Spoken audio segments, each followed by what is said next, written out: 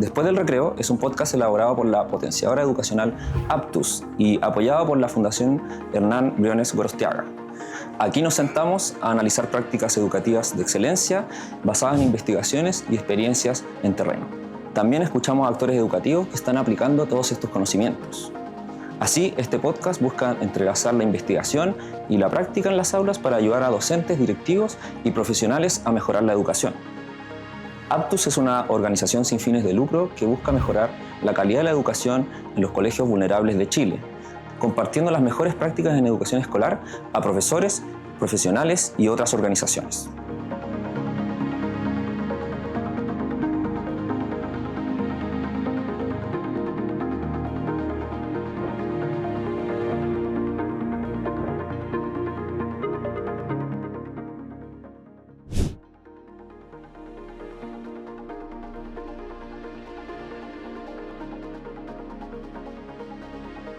Bienvenidos a un nuevo capítulo de Después del Recreo, el podcast de Aptus. Hoy día estoy con un invitado muy especial, Roberto Ferreira.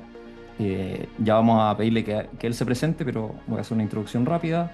Roberto Ferreira es PhD en psicología de la Universidad de York, es profesor de idiomas, de inglés y francés, y magíster en lingüística, y tiene una trayectoria importante en diversas disciplinas como lingüística, psicología, educación y neurociencia cognitiva.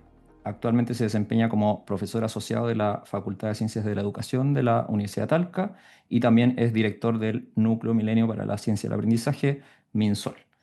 Y bueno, nos conocimos porque lo invitamos a participar a ResearchEd este año 2025, en octubre. Nos interesó mucho que nos pudiera dar una charla sobre temas de neurociencia y ciencia del aprendizaje aplicada a la educación y específicamente de una charla muy interesante sobre neuromitos o algunos malentendidos que surgen a partir de esto. Bueno, y también estuvimos hace poco en el encuentro regional por la ciencia del aprendizaje, que fue organizado por la UNESCO, el MinSol y otras entidades. Así que, bueno, hola Roberto, y cuéntanos tú un poquito más sobre ti, tu trayectoria, qué te llevó a hacer investigación, etcétera. Bueno, hola Matías, muchas gracias por la invitación al podcast. Es un agrado realmente compartir con ustedes, colaborar. Como ya mencionaste, estuve en ResearchEd hace unas semanas y la semana pasada también estuvimos en otro evento que organizamos nosotros en MinSol con UNESCO, eh, el CIAE también se unió y Ujú. también Aptus también estuvo colaborando en ese evento. Así que es muy grato volver a compartir en este espacio. Excelente. Bueno, como bien dijiste, yo soy profesor de inglés y francés, magíster en lingüística y doctor en psicología por la Universidad de York en Reino Unido.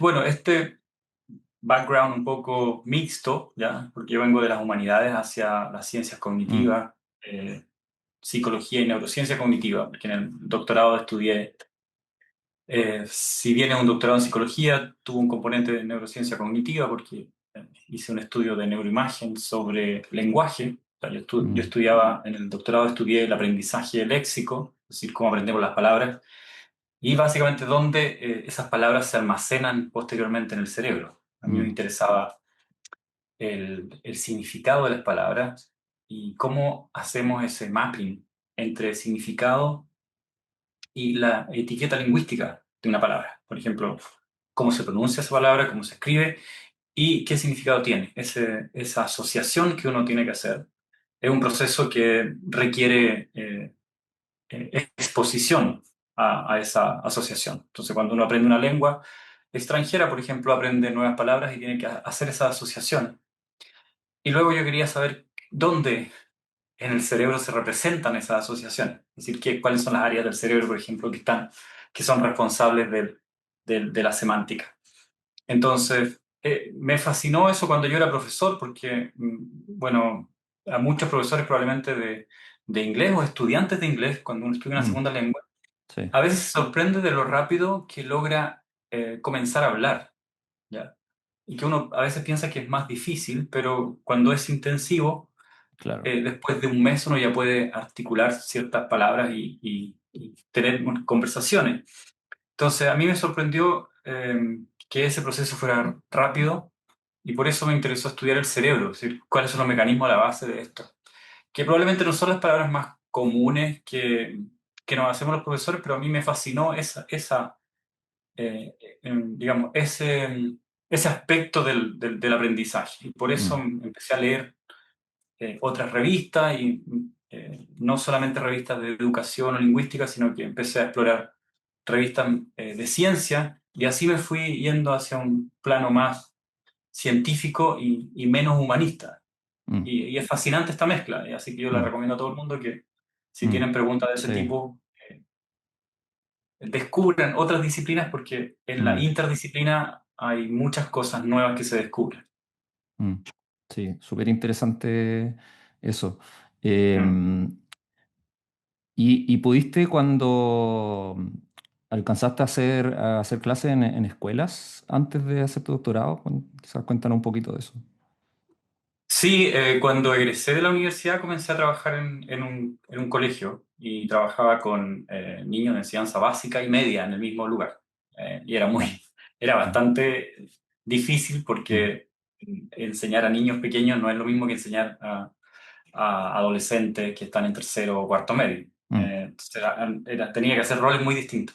mm, Fue muy desafiante y en ese tiempo enseñaba yo inglés como segunda lengua. Después de eso, bueno, hice un magíster y posteriormente el doctorado, pero sí ejercí en colegio durante un mm. tiempo. Súper. Y actualmente igual, a través de los proyectos de investigación que tenemos con colegios, normalmente voy a hablar con profesores, vamos a tomar datos a los colegios.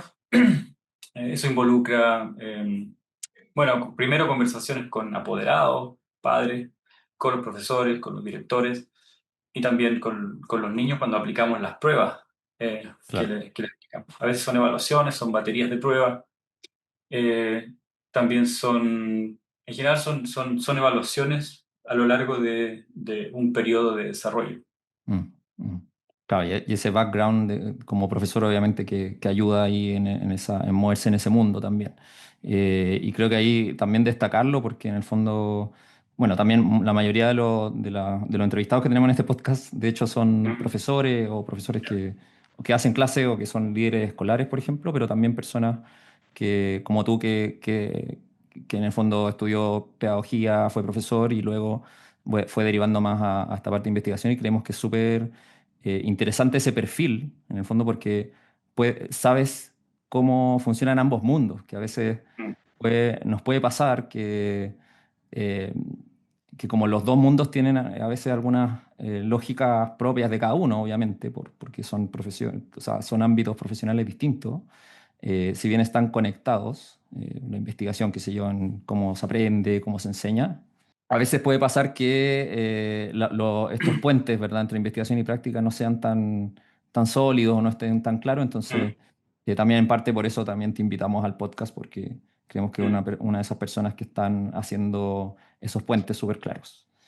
Eh, Sí, solo para sí, complementar, también cuando hablas a los profesores sobre psicología o neurociencia, a veces te miran con más distancia porque piensan que tú claro, vienes del laboratorio a dar recetas o a hablar claro. de algo que no es conocido por ellos y desde una disciplina que no es cercana a Mm, educación, pero cuando igual menciono que soy profesor, ya claro, la hay forma en una... que te Sí, ponen atención es distinta, sí, sí, porque saben que entiendes el mundo de los profesores también.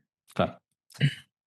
Sí, eso pasa harto y bueno, de cierta forma tienen un punto importante, Sí, pero por otro lado yo siempre digo que lo importante es la colaboración y poder tener un poquito ahí de ambos mundos y también claro. agradecer a las personas que están haciendo este puente, porque también no, es Mm. como hacer el puente casi que un trabajo por sí mismo, como hacer el puente de esta investigación y Sí, práctica, o sea, es mucho trabajo también, así que súper interesante. exactamente. Es mucho trabajo y yo diría que hay muy pocas personas que lo hacen Mm, bien, porque mm, puedes saltar también claro, y caemos en esto que mencionaste al comienzo, los sí. neuromitos, de querer hablar de conocimiento de neurociencia, por ejemplo, en educación, pero hacerlo mal, sin el conocimiento apropiado, Claro, y comenzar a vender algo que en realidad es exacto, mentira. claro. Eso ocurre mucho también. Entonces, Sí, hacer esta transferencia de conocimiento o traducción que se llama en inglés desde, sí. desde el laboratorio, desde la investigación a la práctica, es algo bastante difícil y que Mm, pocas personas lo pueden hacer. Sí, mm, creo que ustedes en Aptus tienen mm. esta plataforma bien desarrollada, pero hay muy poco, digamos, muy pocas entidades que lo hacen. Sí, sí. Sí, eso es lo, bueno, tratamos nosotros de hacerlo lo más posible dentro de lo que podemos, Mm. pero sí, efectivamente es harto. Bueno, y quiero entrar como más a esto de propiamente tal, a la ciencia del aprendizaje. Bueno, tú, como dijimos, ¿verdad? Lideras el MinSol. eh, y yo diría que probablemente es una de las pocas instituciones, digamos, como dedicada a la investigación, que trabajan propiamente tal en nombre de la ciencia del aprendizaje. O sea, es un concepto que quizás es más o menos nuevo, quizás no tanto, pero al menos que se está hablando como abiertamente de ciencia del aprendizaje, yo diría acá en Chile al menos hace un par de años nomás. Eh, y puede parecer algo simple lo que te voy a preguntar, pero en realidad creo que como es un campo en desarrollo, no es tan simple en realidad. ¿Qué es para ti la ciencia del aprendizaje? Ok.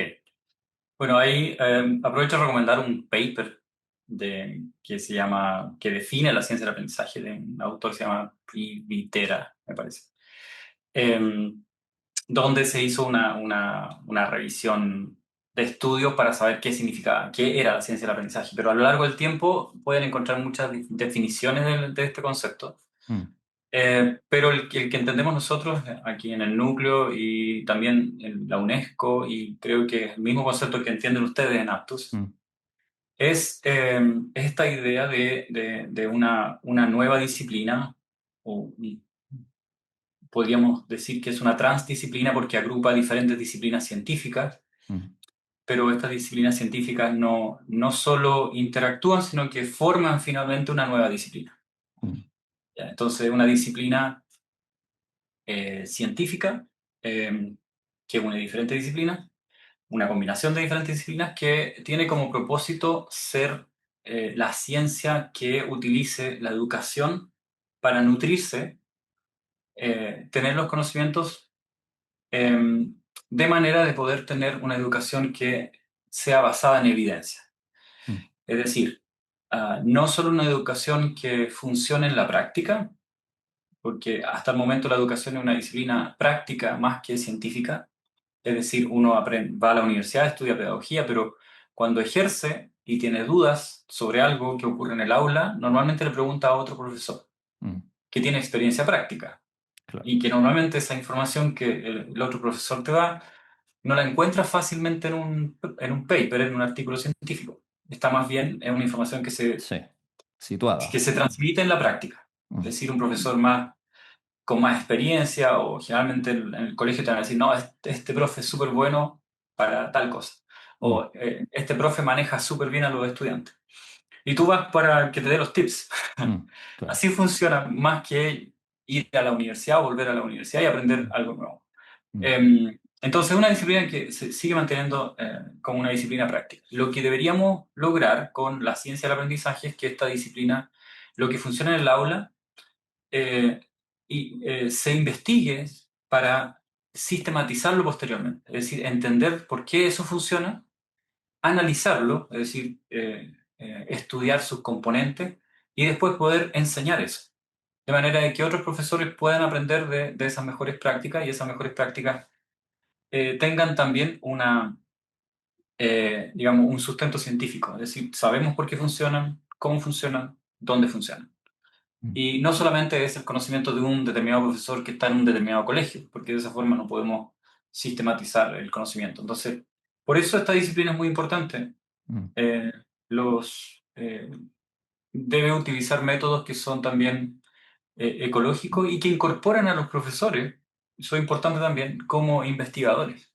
mm, Ahora, hay aspectos prácticos ahí que muchos van a decir, no, pero no tengo tiempo. Entonces, claro. también involucra mucha política. Mm, Entonces, lo que nosotros, uno de la los pol- mm, desafíos dentro del núcleo, lo más difícil en realidad ha sido cómo logramos llegar a quienes toman las decisiones políticas para que esto empiece a aplicarse en el sistema educacional. Es Mm, decir, que los profesores tengan también ese tiempo para poder claro. transformarse, quizás Mm, no todos, pero algunos, mm, también en investigadores, en formular preguntas de investigación conjuntamente con quienes trabajamos en la universidad. mm, mm. Sí, Así súper que eso más o sencillo. menos la ciencia del aprendizaje. Buenísimo. Yo solo agregar que creo que no es menor que se llame ciencia del aprendizaje. Mm, Eh, Quizás para nosotros es obvio, pero creo que efectivamente es, en el fondo conjuga todas estas disciplinas, pero con el foco principal en que estamos analizando cómo aprenden los estudiantes, cómo aprenden las personas y cómo distintas variables, ¿verdad?, influyen en ese aprendizaje. Eh, claro. me acordé porque hace un tiempo me preguntó un estudiante mío que también enseño estos temas, o sea, no me preguntó, sino que a partir de una actividad dijo algo como, me llama la atención de lo que estamos viendo ahora con el profesor, que en realidad los docentes de aula a veces hablamos muy poco de aprendizaje. Hablamos Mm, más de enseñanza que de aprendizaje.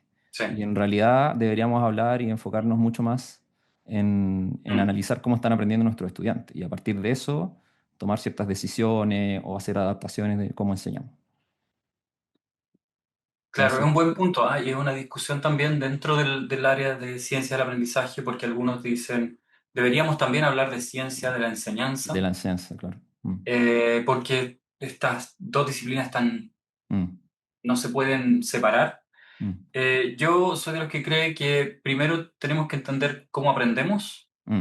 y posteriormente Y a partir de eso, enfocarnos claro. en cómo enseñamos. Mm, mm, ¿Ya? Siento que esa es la secuencia, digamos, la más lógica, pero hay una discusión al mm. respecto. Sí, De todas maneras, ambos conceptos deberían apuntar a una ciencia mm, sobre, sí, sobre el aprendizaje. Y esta ciencia es muy amplia, por eso involucra diferentes disciplinas que para hacerlo más abordable es que las combinamos en una sola disciplina que llamamos ciencia del aprendizaje. mm, Pero en realidad es la interacción de muchas disciplinas científicas como psicología, neurociencia, ciencia de la computación, antropología, si quieres, filosofía. sí, En realidad no tiene límite claro. el- el número de disciplinas Mm. porque son todas las disciplinas que pueden ser relevantes para el aprendizaje. Para el aprendizaje, claro, claro. Y me acordé además que en el encuentro ahí con la UNESCO estuvo Tracy Tokuhama Espinosa y ella, bueno, hay un paper y también lo mostró ahí en una presentación, pero mostró como un esquema que sale de la ciencia del aprendizaje y un poco cuáles son todas estas disciplinas que se conectan con ella. Y me acordé porque incluso aparece como ciencia de la educación como parte de la Mm, ciencia del aprendizaje. mm, Entonces ahí, a propósito de sí, esto claro, de analizar también cómo se enseña, en el fondo es parte de. Pero yo también coincido contigo claro. que es súper clave conocer los fundamentos de cómo se aprende para Mm, luego conectarlo con lo que se sabe sobre enseñanza o hacer ciertas adaptaciones a la enseñanza. exacto, sí. Bueno, y quiero que hablemos un poquito de quizás la diferencia entre neurociencias, puede ser, y distinciones con la ciencia del aprendizaje. Porque hay un paper muy interesante tuyo que escribiste el 2019 que se Ujú, llama ¿Por qué la neurociencia debería ser parte de la formación inicial docente? Bueno, y yo leyéndolo, si bien el título del paper destaca en el fondo la neurociencia en el título, creo que al leer ujú, el paper completo se apunta a que en el fondo la ciencia del aprendizaje, con estas disciplinas asociadas, ¿verdad? La psicología cognitiva, psicología educacional y otras, eh, nos puede ayudar a a pasar por cierto filtro o cierto análisis más acabado los hallazgos de la neurociencia cuando se trata de hacer recomendaciones prácticas a los docentes o difundir esos hallazgos. claro. Eh, sí, entonces, ¿qué tan importante es esto de complementar estas disciplinas para Por ejemplo, analizar las recomendaciones que hace la neurociencia a partir de sus hallazgos. Bueno, hay algunos investigadores que han propuesto modelos para acercar Mm, la neurociencia y la educación, porque primero bueno, hay un recorrido largo sobre esto. Em, Primero se partió con el interés en neurociencia para la sociedad, y esto partió en Estados Unidos en la década del 90 más o menos, que se llamó la década del cerebro. Una vez que se logró como esa, eh, digamos, instalar esta idea de que la neurociencia es importante para la sociedad, posteriormente se pensó también en la mente, el estudio sobre la mente como algo importante, y eso claro. involucra la psicología. Y después de eso, bueno, se dijo, bueno, si es importante para la sociedad, ahora enfoquémonos en algo más específico como educación, ¿ya? Porque a través de la educación podemos obviamente enseñar esto. Y ahí comenzó esta asociación entre neurociencia y educación, pero al comienzo algunos críticos señalaban que había un puente demasiado largo entre estas dos disciplinas, porque la neurociencia es científica y se trabaja principalmente Mm, en laboratorios, es una ciencia básica, y mm, la educación es una disciplina práctica. Entonces hay mucha distancia. mm. Y ahí entonces algunos propusieron que la psicología era como el puente El intermedio, puente, claro. ¿sí? Porque sobre todo la psicología cognitiva, otros también propusieron la psicología educacional. Educacional, claro. Em, y bueno, ahí se discutió cómo llegar. Mm, Hay algunos que dicen, no, solo la psicología es importante para la educación, porque la neurociencia está todavía muy lejos. ¿Ya? Entonces había una discusión sobre sí. eso. Como también hay otras disciplinas que son importantes, y no solo la neurociencia, porque también la nutrición, por ejemplo, es importante, Mm, porque afecta al aprendizaje. Eh, la, la salud física, salud mental, están todas relacionadas con el aprendizaje. mm, Hay factores de diferentes dimensiones que afectan al aprendizaje. Entonces, a partir de eso se llegó a como un consenso de decir, ok, podemos llamarle ciencia del aprendizaje mejor, porque son tantas las disciplinas que no mm. podemos hacer una lista de disciplinas Sobre de representar una educación. tampoco, claro. Claro, entonces, el concepto que ha predominado en el último tiempo y que ha incorporado la UNESCO también es ciencia del aprendizaje por esa razón, porque ya no se limita a neurociencia y psicología, sino que también involucra otras disciplinas, Mm, como ya mencioné, la ciencia de la computación, por ejemplo, mm, también es otra disciplina que aporta mucho. Nosotros en MinSol hemos estudiado el aprendizaje pensando en dimensiones. Entonces nos enfocamos en la dimensión ambiental, que tiene que ver con todo el ambiente que afecta al individuo, en este caso el estudiante. mm. Eh, Eso sería, por ejemplo, el nivel socioeconómico, el país donde vive, qué sé yo, la sala de clase, el ruido ambiente, bueno, La en comuna en fin, que vive, etcétera. Claro. sí, todo lo que tiene que ver con ambiente. No estudiamos todas las variables porque son muchas, Sí. pero tratamos de estudiar las más importantes. Mm, Y luego tenemos una dimensión socioafectiva o socioemocional, donde mm, investigamos las variables que afectan al aprendizaje en el plano emocional o socioemocional. Y ahí tenemos, por ejemplo, estudios sobre ansiedad en matemática, ansiedad hacia una segunda lengua, cuando nos ponemos nerviosos y tenemos que hablar, por ejemplo, inglés, mm. sobre todo al comienzo Todo del un tema. aprendizaje. Mm, Eso mm, se llama ansiedad mm, L2. mm, Y la ansiedad matemática también, que es súper importante y que se gatilla bastante temprano en el desarrollo. O sea, a medida mm, que los niños empiezan a aprender de matemáticas, empieza a gatillarse en algunos esta ansiedad matemática que los distancia a veces de las matemáticas. Y mm. esa es una razón por la que muchos tendemos a creer en algún momento que no somos tan buenos para matemáticas y que solo somos buenos para el lenguaje, Claro, por ejemplo. exacto. Y en realidad en gran medida es un mito, es una Sí. creencia, porque Mm, el procesamiento del cerebro es distribuido. Entonces, si somos eficientes procesando números, también vamos a ser eficientes procesando lenguaje y al revés. Y además las matemáticas tienen mucho lenguaje. mm, Entonces, no es correcto decir yo soy claro. bueno para el lenguaje y no Mm, para matemáticas. Es que muchas veces nos distanciamos de las matemáticas en algún momento y como son bastante abstractas, Claro. luego reconectar es difícil. Por una historia de fracaso, por ejemplo, como que ha Claro. generado, no sé, una autoeficacia negativa y por lo tanto luego no Mm, quieren, como una desesperanza aprendida ya, no quieren seguir tratando porque sienten claro. que no lo van a lograr. Mm, Exacto. Entonces, en las dimensiones socioemocionales está relacionado bastante con procesos psicológicos. El ambiente está relacionado con otras disciplinas que pueden involucrar economía, que puede involucrar sociología. Entonces, ahí nosotros hacemos interactuar esa disciplina. Y luego tenemos la dimensión cognitiva, que también involucra la psicología cognitiva, la neurociencia cognitiva y las ciencias cognitivas en general.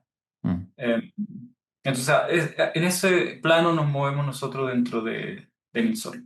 mm, Y bueno, ahora también hemos, en mis proyectos que hemos postulado, que todavía no han salido, ojalá que salgan, mm, vamos a involucrar también inteligencia artificial mm, eh, y otras áreas como nutrición, actividad física, que también afectan el aprendizaje mm, y mm, que tienen que ver con variables del individuo y del ambiente también.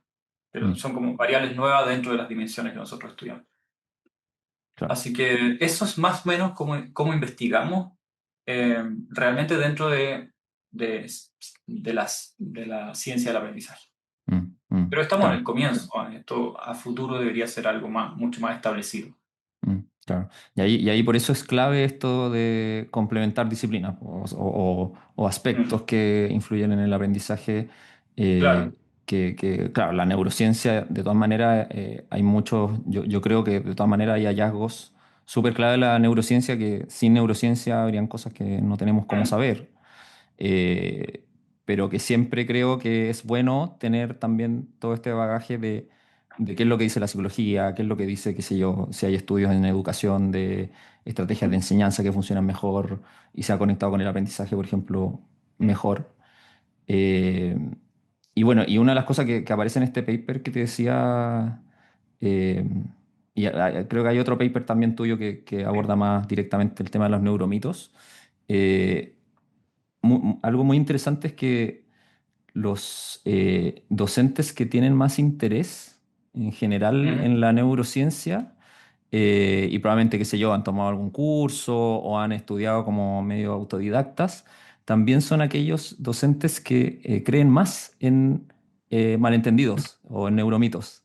Te quería sí, preguntar eso porque creo que es un dato ya, súper ya. interesante. ¿Cómo lo ves tú Mm. y qué podemos hacer para que esto no suceda tanto? Mm. Bueno, la explicación, no sé si en el paper lo expliqué en ese momento, pero claro, ocurre que lo que medimos nosotros o sea, medimos conocimiento general de neurociencia y también creencia en como estos neuromitos. Mm, Entonces encontramos una relación a mayor conocimiento de neurociencia, mayor creencia en neuromitos. mm, Ya, pero es importante clarificar que ninguno de los profesores tenía un elevado conocimiento de claro, neurociencia. sí, Entonces habían aprendido algo claro. eh, que recordaban, no sé, del colegio o en algún curso que habían tomado. Y la explicación es básicamente que cuando uno comienza a aprender sobre neurociencia, como es un área compleja, Mm, aprende conocimiento real, que está correcto, pero también aprende conocimiento a medias. ¿Ya? claro. Y entonces uno naturalmente trata de completar ese conocimiento de alguna forma. Entonces Mm, el neuromito facilita eso mm, porque es una explicación simplista mm. de un hecho más complejo. Entonces, Y muchas veces de sentido común, y y como claro, que es mucho de apela al sentido sentido común. común y más rápido que la explicación más Completa, claro. compleja, más larga. Entonces, es eso. Creemos que es lo que genera esta aparición de neuromitos, sobre todo en profesores que comienzan a aprender de neurociencia.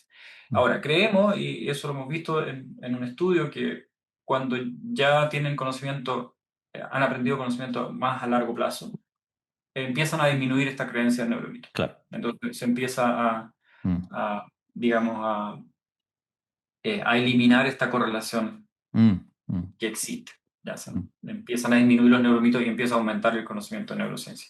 mm, Entonces, por eso creemos como recomendación que integrar este conocimiento en la formación pedagógica es muy útil, porque no solo porque los protege de los neuromitos que nosotros identificamos, pero sino que los protege de cualquier conocimiento pseudocientífico o fake news, como se llama ahora. Mm, Eh, entonces, en definitiva, lo que queremos es formar profesores que tengan una capacidad crítica, que sean capaces de leer ciencia, de entender la ciencia, identificar qué es científico y qué no es científico. mm, eh, y de esa forma pueden saber qué información leer y qué información no leer, porque la gran mayoría de la información que está disponible online no es buena información. Entonces, es difícil navegar en este sí, mundo de la información. Y tenemos poco tiempo además, entonces tenemos que ser muy buenos seleccionando la información. Y ahí es clave la formación pedagógica tiene que ser científica. Eso es algo que no ocurre mm, todavía, porque mm, muchas de las carreras de pedagogía no tienen una formación científica como una carrera de ciencia, digamos.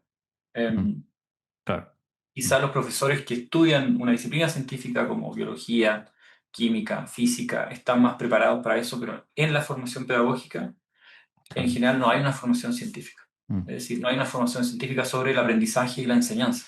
mm, mm, ¿Ya? Quizás sobre la disciplina científica sí, pero no sobre la parte pedagógica, ¿no?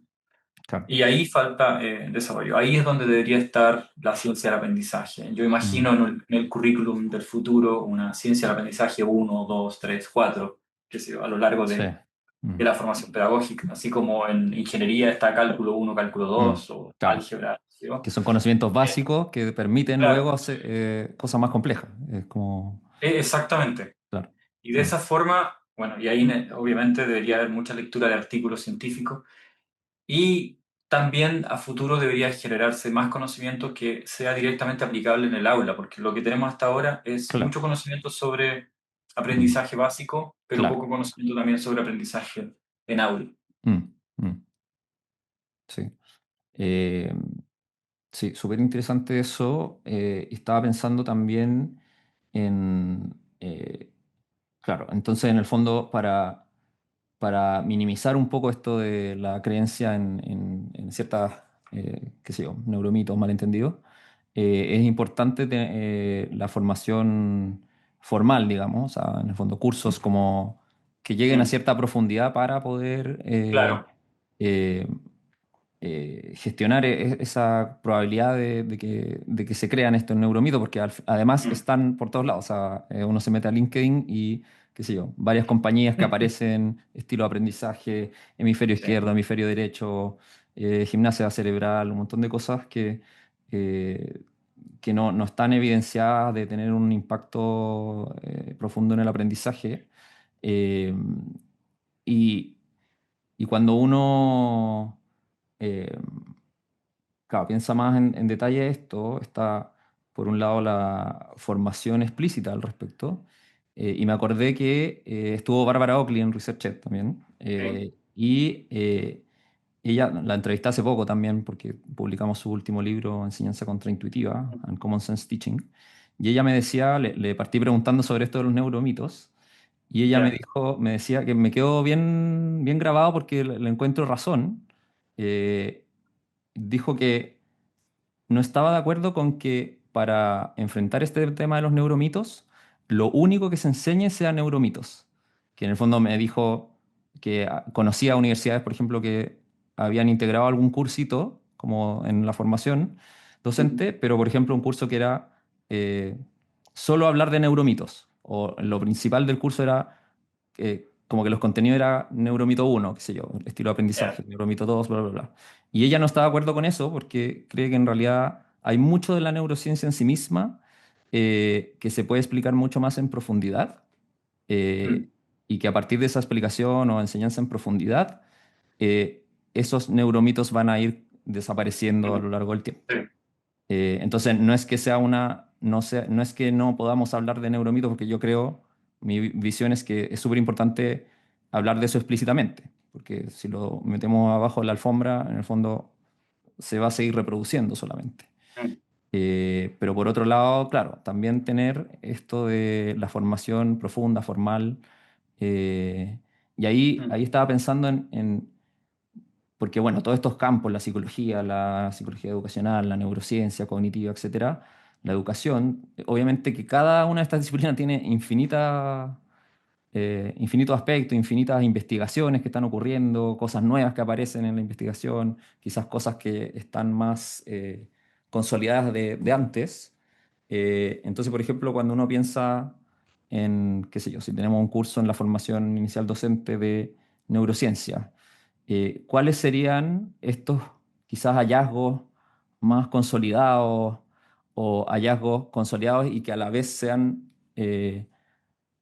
útiles o valiosos para los docentes que deberíamos priorizar, entendiendo que cada curso claro. tiene como su límite?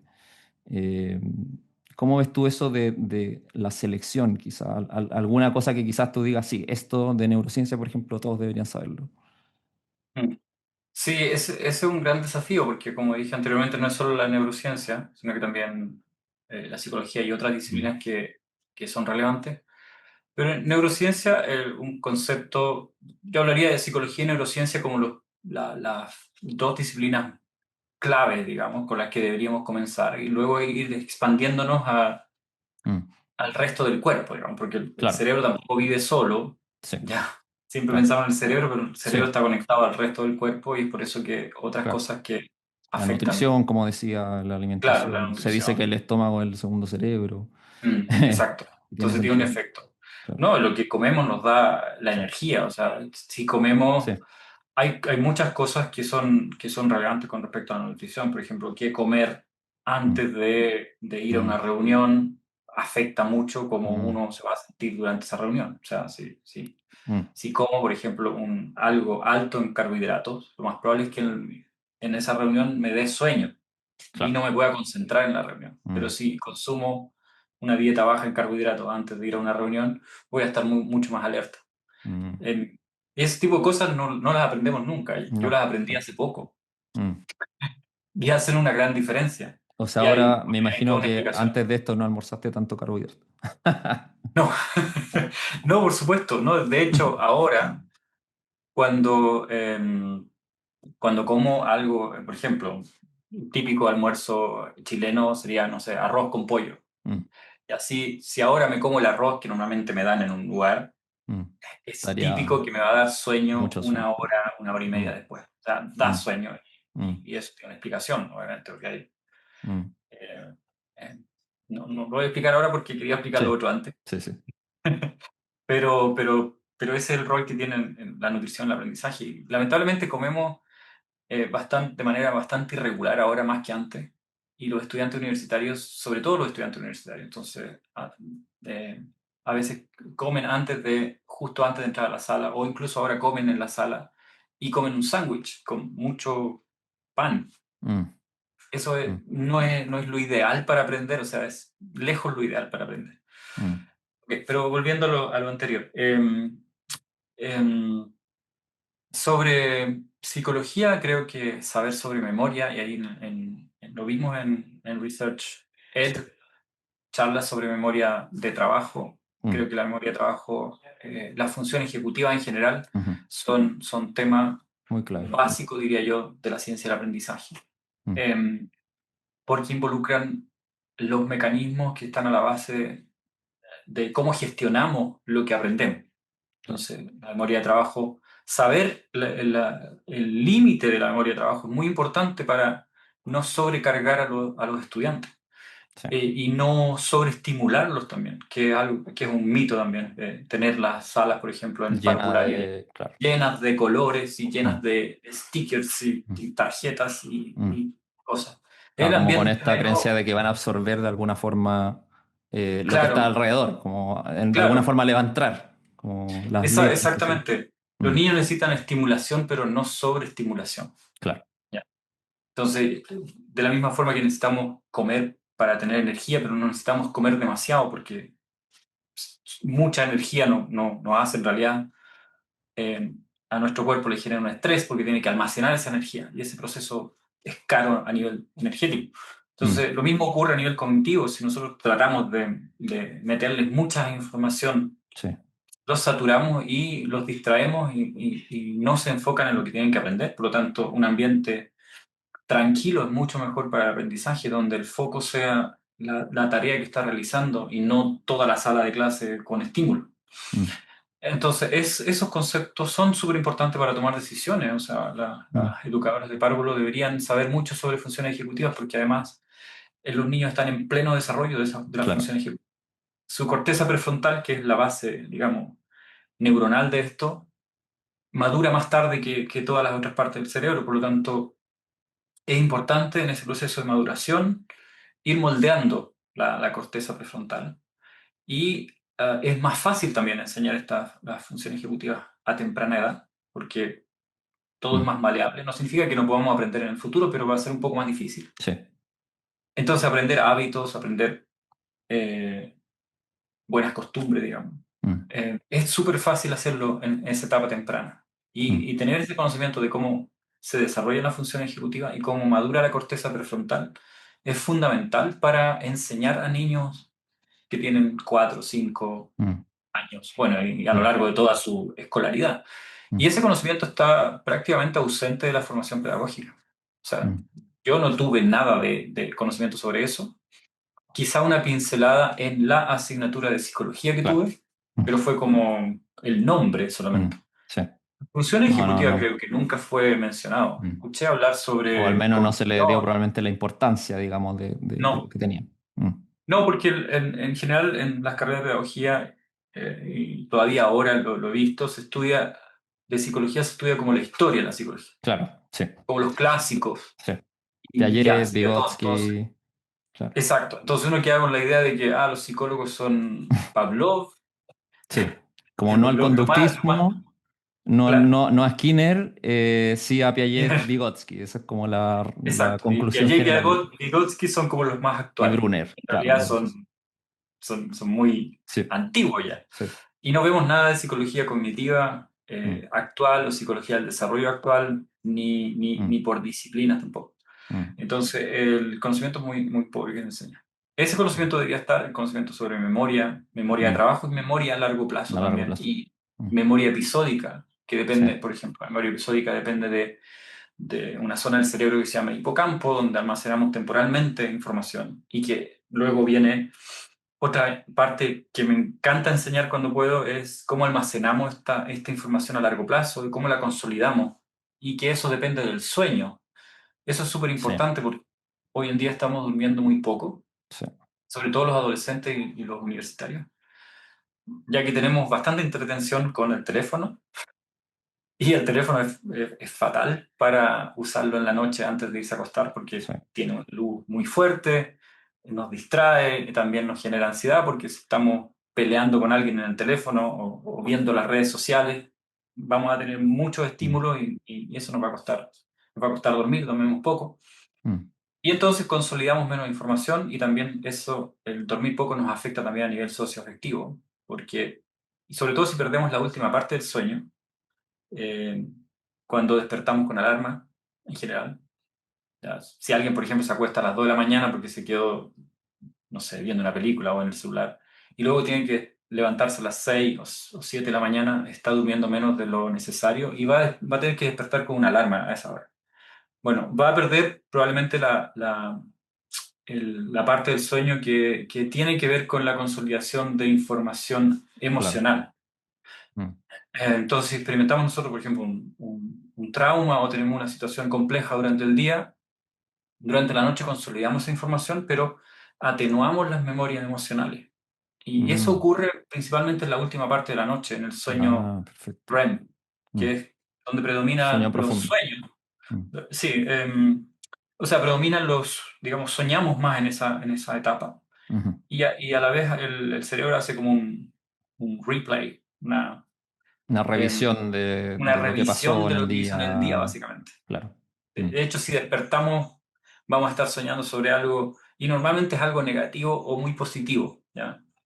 mm, Entonces, en esa etapa es que consolidamos estas memorias emocionales y las atenuamos emocionalmente. Entonces, dormir es súper bueno para mm, recuperarse de un impacto emocional. mm. Entonces, si no estamos Wow. utilizando esa etapa del sueño, bien, estamos mejorando, o sea, estamos prolongando los efectos negativos de cualquier Claro. situación compleja. No se logra nunca regular, por ejemplo, esas emociones como deberían. Claro, de O hecho va a ser más tengo difícil regular. Mm, sí, de hecho especulo yo normalmente que el aumento de enfermedades eh, mentales actualmente, del efecto del aumento de enfermedades de salud mental en los universitarios, porque hay un aumento en adolescentes y universitarios, se debe principalmente a que están durmiendo cada vez menos y que el mm, sueño que más están, sacrificando. Mm, digamos, acortando es el sueño que tiene que ver con la etapa del sueño REM, mm, de Rapid Eye Movements, que mm, es cuando soñamos y consolidamos estas memorias emocionales. mm, Así que eso es, y lo otro es, bueno, neuroplasticidad en general, de cómo el cerebro genera las memorias, lo maleable que es el cerebro a lo largo de toda la vida, eso es muy importante. El concepto de neurogénesis también, saber que en el hipocampo, esta zona que ya mencioné, se generan nuevas neuronas eh, y que la generación de nuevas neuronas correlaciona con el aprendizaje. Es decir, si hay más neurogénesis vamos a aprender más. ¿Y qué factores afectan esta neurogénesis? Por ejemplo, el ejercicio, comer saludable, dormir bien. Todos esos factores mejoran la neurogénesis. Al mejorar mm, la neurogénesis uno aprende más mm. y se mantiene cognitivamente más saludable.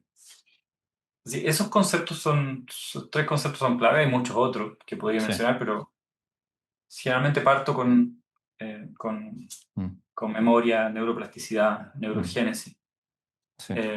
Pero hay muchos otros. Sí, yo coincido que totalmente, bueno, nosotros en Aptu igual probablemente la gente a veces nos conoce de harto porque somos bien de, o sea, tenemos mucha convicción de que una de las cosas Ujú, base que tienen que saber los docentes es aprender sobre procesos básicos de la memoria mm, y que en el fondo explicar muy bien la importancia de la memoria de trabajo, mm, la conexión con la memoria a largo plazo, también cómo el tener conocimientos consolidados o habilidades consolidadas en la memoria a largo plazo es mm, fundamental y que creo que sobre todo es eso, por ejemplo, hoy en día es súper, súper importante tenerlo clarísimo, por ejemplo, por la era de la inteligencia artificial. O sea, mm, eh, con esta idea, qué sé yo, que aparece de repente de, y que también apareció cuando se masificó la Internet, ¿verdad? Como el efecto Google, claro, de, no, pero ¿para qué vamos a hacer que los estudiantes memoricen cosas, o conocimientos o datos si tienen toda la información en Google o ahora en la mm, inteligencia artificial, digamos? Y que en el claro, fondo, cuando, si los docentes tienen súper claro que la memoria a largo plazo necesita tener eh, información, conceptos, habilidades conectadas en la memoria a largo plazo, eh, para poder pensar bien, por ejemplo, o, mm, por ejemplo, para desarrollar creatividad, para desarrollar pensamiento crítico y otras habilidades, se requiere tener esto consolidado. eh, Ahí pueden darle un mejor uso, por ejemplo, de la inteligencia artificial o decirle a sus estudiantes, ok, bajo estos límites pueden usar la inteligencia artificial, pero no quiero que ustedes la usen para que les haga todo, porque así no van a estar aprendiendo. O así nunca van a claro, consolidar información o lo que tienen que mm, consolidar en sus memorias, por ejemplo. claro. Eh, Sí, recordé algo que dijo, bueno, en la charla Barbara Oakley también mm, sobre eso. mm, Eh, Sobre cómo no sé si lo voy a decir con las palabras que lo dijo ella, pero la idea era que la inteligencia artificial, como dices tú, no es algo, no te va a hacer el trabajo, sino que tú tienes que saber claro, utilizarlo como un mm, asistente que va a claro, agilizar ese trabajo eso, cognitivo que tú estás haciendo. claro, Entonces, claro, que tú te va a sigues ayudar, haciendo el sí, proceso de cognición mm, mm, y tú le pides algo a la inteligencia artificial, pero tú sabes para dónde quieres ir. claro, No es que le digas simplemente escríbeme un ensayo. sí. Si Claro, y tú no además tienes el que, conocimiento, no puedes exacto. juzgar si ese ensayo está bien o no. y ni siquiera le puedo preguntar bien a la inteligencia artificial si yo no tengo ciertos conocimientos. O sea, no sé ni qué preguntarle exactamente y quizá voy a estar mucho Claro, rato como en ensayo y error preguntándole cosas que no van a llegar al punto. exactamente. Es como si yo tuviera un astrofísico al lado mío, pero no sé nada de astrofísica, no sé, probablemente Ujú. le voy a preguntar algo muy básico Claro, sí, y no voy a lograr nada. exacto. Sí. Es lo mismo ocurre con la inteligencia artificial. Y claro, es necesario tener, creo que es necesario más que nunca tener conocimiento y desarrollo de habilidades a la vez, Ujú. eh, para poder aumentar Exponencialmente. exponencialmente el conocimiento y estas habilidades. Eso es lo que nos permite la Mm, inteligencia artificial ahora, porque tú puedes pensar de una manera distinta. Es decir, antes yo pensaba como un investigador que estaba en un lugar y que estaba más bien trabajando con otros investigadores, pero cuando tenía que leer algo o estaba trabajando en mi escritorio, estaba bastante solo, digamos. mm, Pero ahora es como si tuviera alrededor varios asistentes. claro. Entonces, Mm, puedo delegar por un momento una actividad que mm. no es de, Que no vale digamos, tanto la pena quizá usar tanto tiempo claro, por exacto, tengo que otra. hacer una Mm, revisión, entonces le pido a una mm, inteligencia artificial que me haga una revisión sobre el conocimiento de esta área y mientras me dedico a pensar en otra cosa. Después claro, vuelvo y digo, ah, ya, ok, esto es lo que hay. claro. Eh, entonces, como tener asistentes que te van Ujú, acelerando ciertos procesos, pero que no están haciendo, digamos, la cognición mm, compleja que tiene que hacer uno. mm. Sí, sí. A propósito de que hablaste del hipocampo, me acordé de algo que también aparece en este libro de Bárbara Oakley, y que ahora lo doy como ejemplo porque creo que es una de las cosas que, por ejemplo, se pueden conectar con estrategias de enseñanza específicas y bien concretas. Ok. Eh, Habla de cómo el hipocampo tiene esta función de hacer como una especie de índice, que es un poco lo que tú dices, que en el fondo cuando Ujú, estamos durmiendo, por ejemplo, hay una revisión de lo que pasó, lo que se aprendió durante el día, y lo que plantea ella es que, en el fondo, qué sé yo, estoy tratando de aprender un concepto nuevo en clase, probablemente si es muy nuevo, lo estoy reteniendo en mi memoria de trabajo, ujú, es poco lo que quizás tengo en la memoria a largo plazo ahí, y luego cuando voy a mi casa, qué sé yo, a dormir, mi cerebro en la noche probablemente va a revisar algo de eso y específicamente el hipocampo va a estar haciendo cierta como categorización de elementos de eso que aprendí. Eh, y luego plantea ella que lo que sucede para el camino hacia la consolidación, digamos, en la neocorteza, es que este hipocampo, cuando el estudiante no está tan enfocado en una, no sé, qué sé yo, en leer un párrafo, por ejemplo, o escuchar a la profesora explicar algo, cuando el estudiante tiene una pequeña pausa en que no está demasiado enfocado en eso que le están enseñando, el hipocampo en breves momentos puede hacer como una especie de revisión y ella dice todo esto de forma muy metafórica. De hecho, pone unos personajes ahí y plantea que es como que el hipocampo le estuviera susurrando o derivando algunas cosas o ciertas categorías de información a la neocorteza.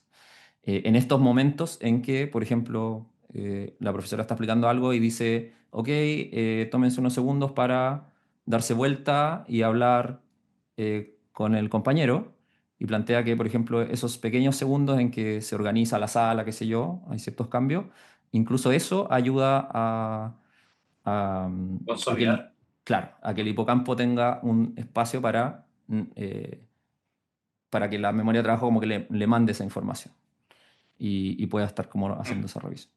Probablemente a nivel muy técnico no es mm, 100% eh, tan correcto, pero creo que entenderlo como con metáforas también es súper interesante.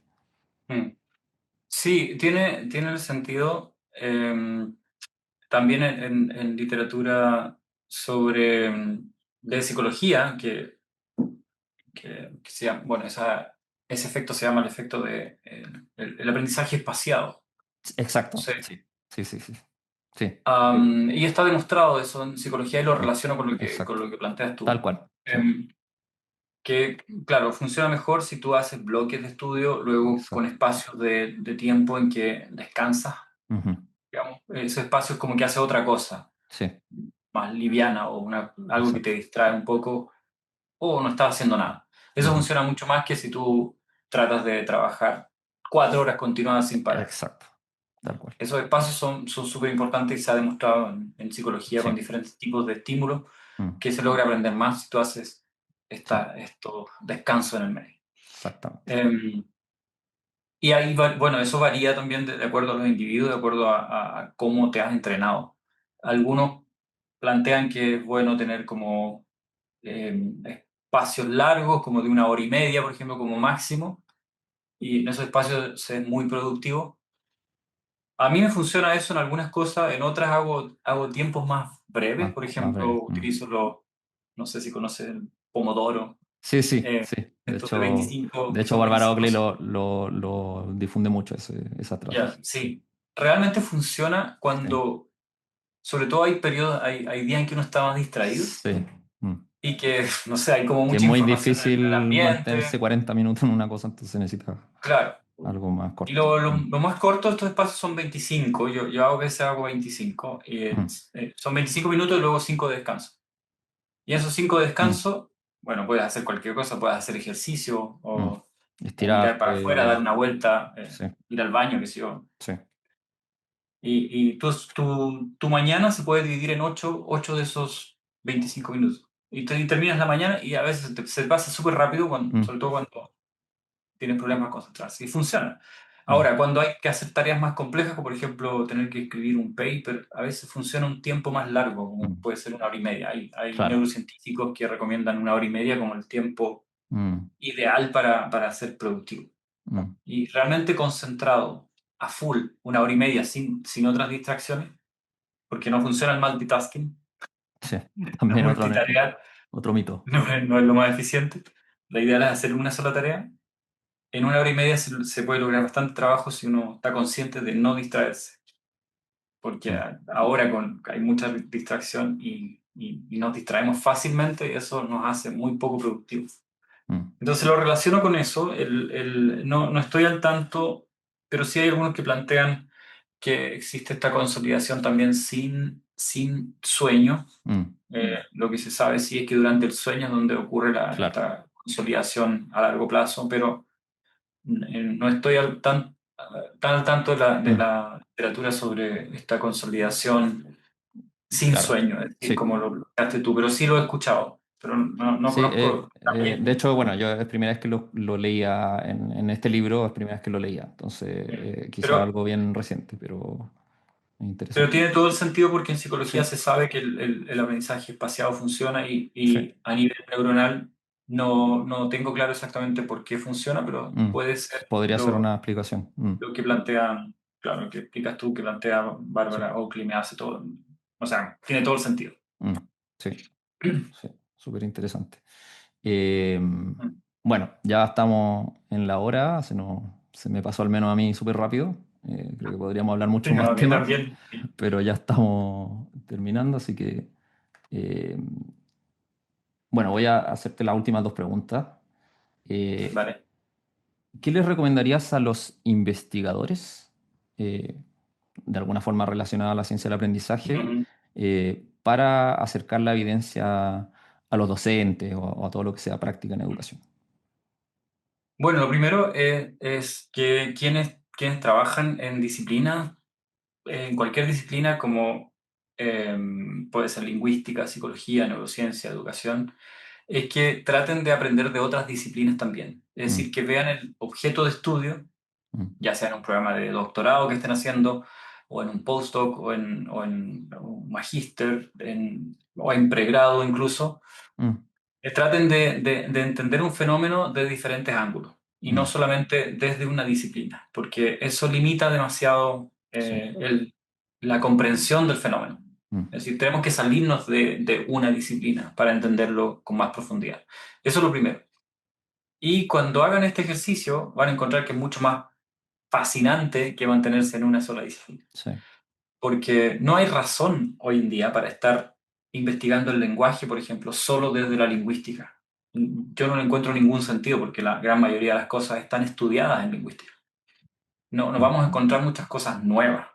mm, Entonces la lingüística para el lenguaje actualmente es la que proporciona los conceptos, los nombres, la descripción del lenguaje. Y luego tenemos que involucrar otras disciplinas si queremos estudiar esos fenómenos, eh, si queremos estudiar los mecanismos del lenguaje, por ejemplo. mm, Entonces ahí involucramos psicología, neurociencia, qué sé yo, inteligencia artificial, etc. Entonces esa es mi recomendación. Ahora, si están trabajando un fenómeno en psicología, perfectamente pueden interesarse en cómo ese fenómeno psicológico se representa a nivel neuronal. Y ya estamos hablando de neurociencia cognitiva, por ejemplo. mm, Y así, si estudiamos el aprendizaje y vemos que en realidad en la sala de clase los estudiantes eh, tienen sueño justo cuando yo voy a hacer mi clase, a lo mejor tengo que preocuparme de qué hicieron antes de mi clase. Y a lo mejor están justo almorzando y mm. están comiendo mucho arroz o papas. Y a lo mejor yo no soy el profe más aburrido, es que simplemente los Claro, estudiantes llegan a esa hora con sueño. sí, Y además, si son estudiantes que han dormido poco la noche anterior, lo más peor probable aún. es que quieran dormir una siesta en mi clase en vez de aprender. Mm, Entonces, ahora, si yo estoy interesado en el aprendizaje, perfectamente yo puedo hacer una encuesta a esos estudiantes de cuál es su alimentación y cuántas mm, horas de sueño tienen, han dormido la noche anterior, mm, y ahí puedo explicarme por qué no están aprendiendo. mm, Y no solamente veo el fenómeno en la sala de clase. ¿Ya? No mm. solamente les aplico una prueba y digo, es que estos estudiantes no rinden bien porque son flojos, que si yo no estudian. La Claro. explicación puede estar en la alimentación o cuánto durmieron la noche anterior. Mm, Entonces, esa es la ventaja que da la interdisciplina, que yo puedo mm, ver un fenómeno que ocurre en el aula, pero ese fenómeno tiene ramificaciones que se conectan con otras disciplinas. claro. Y esa es la forma para mí más rica de estudiar el aprendizaje. Mm, mm. Así que esa es la recomendación. Súper, No se súper. limiten a una disciplina. Sí. Bien. Y bueno, y por último, eh, ya un mensaje más a quienes nos escuchan o nos quieren escuchar. Mm. ¿Por qué recomendarías a docentes, líderes o profesionales escolares o de la educación escuchar este episodio de nuestro podcast? Bueno, yo creo que puede ser una ventana a interesarse en la investigación en general, Mm, en el aprendizaje, a entender fenómenos que son relevantes para cualquier persona. O mm, sea, cuando yo explico esto a mi mamá, a mm, alguien de mi familia, a un niño o a alguien con quien voy sentado en la micro, mm. yo estoy seguro que le va a interesar, porque es un fenómeno que todo el mundo vive. Claro. Entonces tú le dices, tú sabes que puedes aprender mejor si simplemente duermes más. La gente te mira así como, ¿en serio? Bueno, y tú le explicas, bueno, esto es lo que pasa durante el sueño, y la mayoría de la gente no tiene idea Mm, que el sueño es tan útil no solamente para descansar, sino que también para aprender, porque el cerebro está activo durante el sueño, está haciendo otras tareas, mm, pero no está apagado. mm. No está en modo avión como el celular, Claro. Sí, está en claro. realidad, diríamos que una parte está en modo avión, pero otra parte está funcionando. Mm, Eh, Así que el estudiar el aprendizaje desde diferentes disciplinas es interesante para cualquier persona, porque mm, le permite relacionarlo con lo que está aprendiendo día a día. Es decir, todas las personas requieren aprendizaje a diario, sobre todo hoy en día que estamos expuestos a nuevas tecnologías, a mm, nuevos conocimientos, un mundo que cambia cada rato. Por lo tanto, necesitamos ser súper activos en aprender. mm, Y si entendemos eso bien, vamos a poder organizar mejor nuestro día, vamos a saber cuántas horas tenemos que dormir, que quizás no, lo mejor no es estar 10 horas en una oficina, lo mejor es primero dormir bien porque vamos a ser más eficientes posteriormente y no vamos a estar quedándonos dormidos en vez de trabajar. mm, Y de mm. esa forma somos más eficientes, vamos a ser más felices también porque si nos preocupamos de todos los aspectos que afectan nuestro aprendizaje, en realidad nos vamos a estar preocupando de todos los aspectos que afectan nuestra vida, en Claro. realidad. porque Sí, se relaciona con todo. sí. Y además que... Y sí, dale. sí, bueno, y eso nos va a tener también, nos va a permitir estar en control de lo que hacemos, que es muy importante, Mm, porque a veces sentimos que como que la vida nos lleva, ¿verdad? mm, Tenemos que levantarnos sí. temprano, tenemos que correr al trabajo, tenemos que hacer esto. Si empezamos a controlar las variables de las cuales tenemos control, no, nos va a comenzar a ir mejor Ujú, en la vida en general, mm, porque vamos a mm, tener más control de lo que hacemos. mm, Entonces, eh, esa sería la razón. sí. De, Cualquier de- persona, para cualquier sí. persona podría ser útil. Mm. Sí, de hecho, a propósito de eso último que dijiste, iba a decir que además es muy bonito aprender bien. O sea, en el Mm, fondo, todas las personas sienten sensación de éxito cuando logran aprender algo bien. exacto. Y si bien, o sea, al menos a mí me apasiona todo el estudio del aprendizaje porque creo que es algo, uno, como tú dijiste, algo que a todo el mundo le pasa. O sea, todo el mundo Mm. aprende continuamente, quiera Y, o no quiera, y a aprende. cualquier edad, que es Exacto, importante, a cualquier exacto. edad porque tenemos también un sesgo Sí, a creer que, ok, los niños claro, tienen que aprender, pero los adultos ya no. claro. Pero O en está ahí, realidad claro. aprendemos, tenemos que aprender siempre Mm, y hoy en día sobre todo, porque tenemos que transformarnos en otras, o sea, aprender sobre otras disciplinas porque el mm, mundo está cambiando demasiado rápido y esa adaptación es necesaria. mm, Entonces, sí, y nos emociona aprender, como dijiste tú, exacto. es, es Sí, algo emocionante en realidad, claro, claro. aprender bien. Sí, y tiene que ver esto que estamos diciendo con, me gusta bastante el concepto del aprendiz por toda la vida o el aprendizaje por toda la vida, Mm, porque en el fondo creo que también hay personas que a veces dicen, no, pero aprender en el fondo es como sinónimo de estar estudiando algo como formalmente, como, no, yo ya claro, aprendí lo que tenía que aprender, qué sé yo, hasta la universidad exacto. o hasta el colegio ya Mm, aprendí. Y eso es lo que aprendí y qué sé yo, no sé, por ejemplo el inglés. Yo soy, siempre digo que soy como un aprendiz de inglés muy apasionado, me encanta. Es mm, como uno de mis hobbies aprender inglés, aunque la gente diga que es raro. Y la gente muchas veces como, no, es que yo ya no soy bilingüe. O ya, claro, claro, no, se ponen ya límites. pasó la oportunidad, o sea, ya Mm, no supe inglés y como que no se invitan a esforzarse o a lanzarse a ciertas situaciones en que pueden de todas maneras aprender. Entonces creo que es súper interesante también ahí como a nivel mm, cultural poder comunicar esto, como de lo sí. potente que es el aprendizaje, de que se puede aprender siempre y que tenemos mucha investigación al respecto en el fondo de que se aprende por toda la vida, se puede aprender Mm. muchas cosas por toda la vida. Sí, exactamente. Y hay muchas cosas, porque nosotros estudiamos, si vamos a la universidad, estudiamos una disciplina. Y a veces creemos que ya lo sabemos todo porque somos Mm, especialistas en algo. Pero en realidad hay mucho mm, otro conocimiento en otras disciplinas que no sabemos mm, y que puede ser muy útil para, para nuestra vida. Y no la sabemos porque nuestro sistema está organizado en base a disciplinas específicas. claro, muy parcelado Ah, muchas veces. Mm, claro, por ejemplo, alguien muy exitoso en el mundo de los negocios probablemente va a pensar que dormir menos es mejor porque va a ser más productivo y se va a poder trabajar más horas, pero en realidad no es necesariamente lo mejor. mm, Lo mejor es poder dedicarle tiempo suficiente a cada etapa del día y, esa es la forma más eficiente.